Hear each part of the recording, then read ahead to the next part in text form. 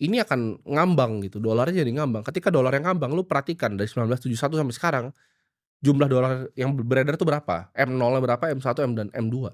Lu lihat coba ya dari 180 jenis currency, ya kita ngomong dari Lebanese Pound, orang bilang, "Tapi kan ada negara yang punya sumber daya lebih yang mendapatkan keuntungan seperti Norwegia." Betul, cuma Norwegia itu ketika pemerintahannya pinter, dia bikin langsung sovereign wealth fund-nya sendiri. Tapi kalau kita lihat negara seperti Venezuela yang kemarin presidennya baru diculik, kita bisa lihat bahwa itu negara yang sangat kaya, oil reserve-nya paling besar di dunia, nomor satu, ya.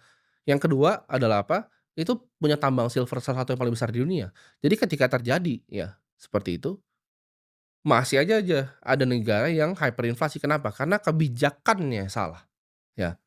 Ketika kebijakannya salah, itu terjadi yang namanya hyperinflasi. Kalau kalian nggak paham fundamental simpel bahwa ketika setiap kali apapun yang kalian lakukan di dunia ini, uang itu dicetak, kita ngomong sandang, pangan, papan, itu selalu jadi lebih mahal. Lu akan terus ya jadi orang miskin seumur hidup. Kalau cuman kerja keras, kita ngomong 20 tahun, percuma, lu akan terperangkap ya dengan income lu, dengan gaji lu. Lu harus mencari aset yang langka dan diinginkan oleh banyak orang.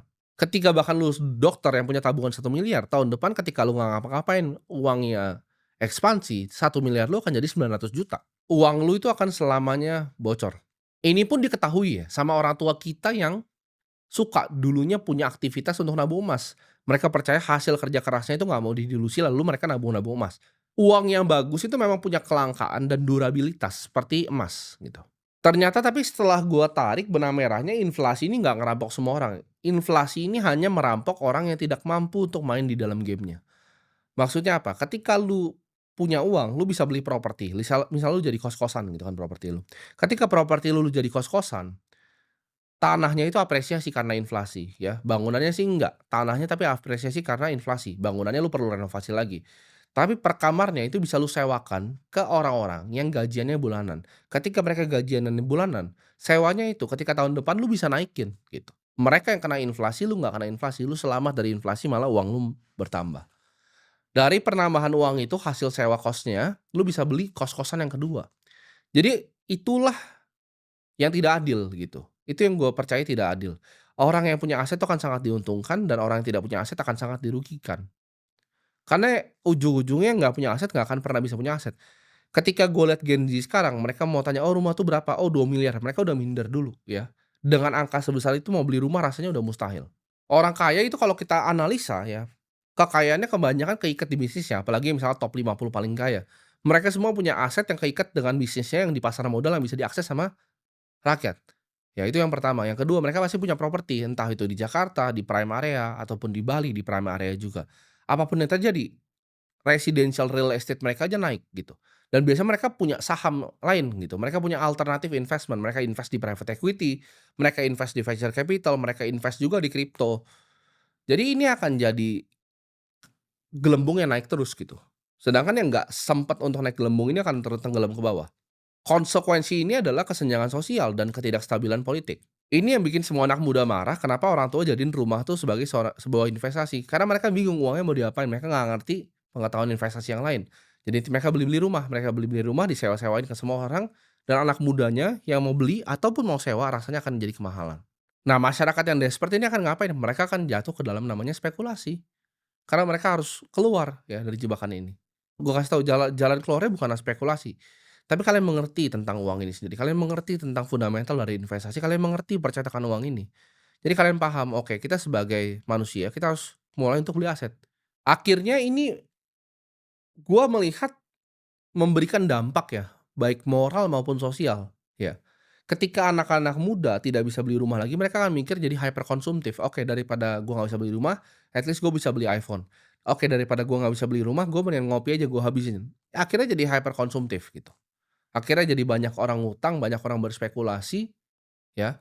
Akibatnya ya moral dan sosialnya degradasi. Tapi ini apakah ini akibat karena manusia-manusianya? Di Roma kan juga terjadi, akhirnya degradasi sampai civilization-nya punah gitu. Ini di Amerika pun terjadi, ya anak-anak muda udah nggak bisa lagi beli rumah atau nyewa di sana apartemen udah kesulitan, mereka harus punya roommate segala macem. Berjuang ya kan di San Francisco bikin startup untuk bisa exit gitu kan dengan harapan. Ini akan bikin civilization runtuh kalau nggak dibenerin. Dan sekarang ada ancaman yang lebih berbahaya dibanding ini semua, yaitu ancaman artificial intelligence. Banyak yang nggak paham seberapa cepat itu berkembang. 2022 ketika gue pertama ngomongin itu cuma chatbot yang rusak, tapi sekarang itu sudah jadi language model yang sangat canggih. AI ini formatnya nggak akan cuma seperti chatbot teman-teman, ya. Ini kayak Nokia yang kotak yang gede yang pertama. Next-nya bentuknya akan menjadi agent, ya. Agent kan sekarang udah ada ya, tapi agent-nya masih ya kurang gitu. Agent yang aslinya itu sudah ada di dalam perusahaan-perusahaan yang kembangin AI, ya. Jadi agent yang asli itu dipakai sama mereka untuk yang namanya reinforced learning. Ini yang akan mempercepat kurva eksponensial dari artificial intelligence. Ketika mereka itu bisa reinforced learning, mereka menciptakan agent yang membuat AI-nya lebih canggih lagi. Jadi ngulang-ngulang terus kayak begitu. By 2027 ya, AGI akan keluar, artificial super intelligence akan keluar, artificial general intelligence akan keluar. Kalau perkembangannya memang secepat ini dan tidak di-stop gitu. Dan apa yang terjadi, ketika gue bikin video seperti ini, gue tinggal bilang agent-nya, "Oke, ini 100 video gue sebelumnya tolong dipotongin." Gue udah nggak butuh editor lagi, gitu. Itu akan terjadi mungkin dari dalam 1 dan 2 tahun ketika agent-nya sudah canggih sekali. Yang dibutuhkan nanti apa? Hanya energi dan komputasi, ya. Jadi manusianya nggak perlu lebih pintar, tinggal ciptain agent yang bikin AI yang lebih pintar lagi, AI yang lebih pintar ini ciptain agent yang lebih pintar lagi, agent-nya bolak-balik. Dia cuman butuh banyakin NVIDIA aja gitu kan, chip NVIDIA banyakin ya, superkomputer, data center untuk inference training-nya beres gitu. Teknologi ini digabung uangnya rusak, jadi manusia udah nggak dapat kerjaan, digabung uangnya rusak, ini akan menciptakan demografi gap yang luar biasa. Ini yang gue sebut dari dulu demografi hantu. Cuman mungkin tesisnya nggak pernah gue jelaskan se-clear ini. Ini mungkin nggak ada yang anggap serius dan banyak yang anggap video ini bercanda, tapi kita bisa lihat nanti dalam waktu 3 sampai 5 tahun lagi apa yang akan terjadi. Karena seumur hidup gue ya, hal yang gue lakukan untuk bikin uang adalah betting bahwa masa depan akan terjadi. Dalam 5 tahun ke depan akan lahir ya, perusahaan yang bisa omsetnya ratusan miliar hanya dikerjakan oleh satu orang dan banyak agentic AI ini. Jadi one man army akan muncul, perusahaan yang benar-benar cuma dikelola oleh satu orang.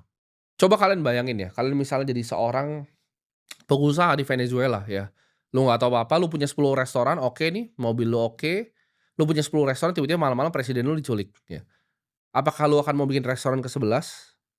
Apakah lu mau beli deposito negaranya? Apakah lu mau lariin ke obligasi? Apakah lu mau simpen cash-nya di bawah ranjang? Atau apa yang lu lakukan? Gitu. Jadi di situ akan baru lu apresiasi pentingnya Bitcoin gitu, karena cryptographer udah selama belasan tahun, ya.